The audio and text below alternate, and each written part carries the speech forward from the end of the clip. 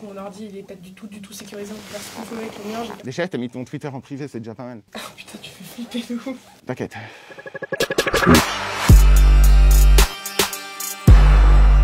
L'année dernière, j'ai été arrêté pour avoir hacké Sciences Po Paris. L'ironie du sort, c'est que j'étais candidat au concours la même année. Si j'ai fait ça, c'était avant tout pour pouvoir pointer du doigt le besoin en cybersécurité et de développer la conscience numérique des gens. On est en train de vivre dans une époque où on passe 10 heures par jour devant un écran, mais pourtant c'est que du chronophage. On n'a aucune idée de comment les choses fonctionnent. Du moment qu'on like et qu'on prend des selfies, ça nous suffit. Je pense qu'on a vraiment besoin d'un éveil d'une conscience numérique collective et globale. On passe trop de temps devant un écran sans comprendre pourquoi.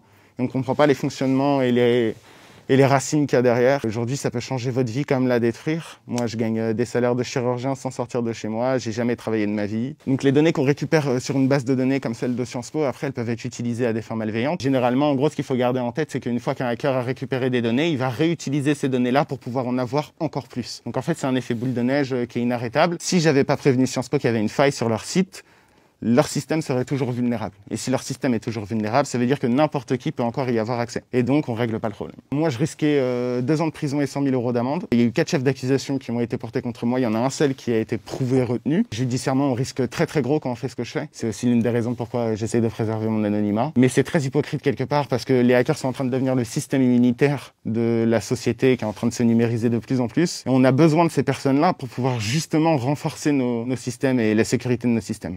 Par exemple, ce matin, en arrivant chez Combini, j'ai reconnu plusieurs visages, mais ces visages ne m'ont pas reconnu. Et moi, je savais très bien où ils habitaient ou leur numéro de téléphone, mais pour autant, ils n'avaient aucune idée de mon existence. Donc ce genre de constat peut poser problème, en fait. Parce que c'est votre vie privée et ça vous appartient. Ne restez pas des moldus. Le K9 3/4 est grand ouvert. Vous pouvez devenir des apprentis sorciers à Poudlard avec des clés 4G. Vous pouvez changer votre vie avec Internet. Vous pouvez devenir richissime, mais vous pouvez aussi être très très triste. Faites bien vos choix.